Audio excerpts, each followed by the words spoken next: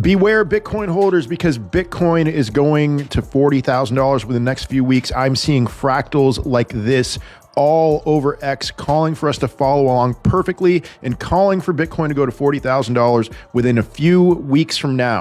And if you want an exact date, this move would happen next week and we would get down into the 40s by the 20th.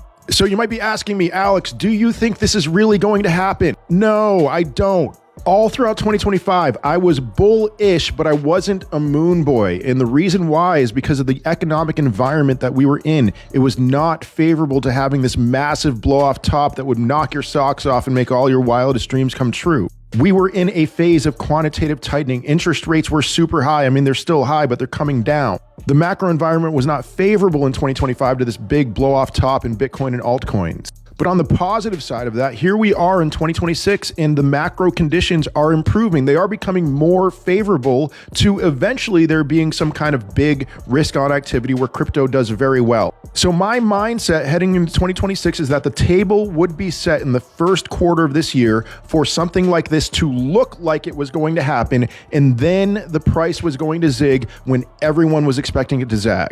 Here's the zag.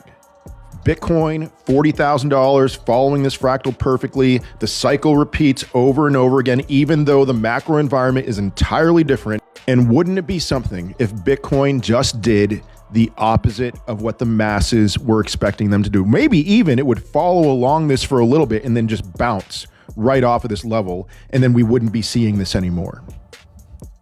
I wasn't perfect in 2025, but I was not as bullish as all of the masses were that year. And here we are in 2026, and I'm probably not going to be perfect in 2026. But on the other side of things, I'm not as bearish as the masses seem to be. And I'm perfectly fine with all of that.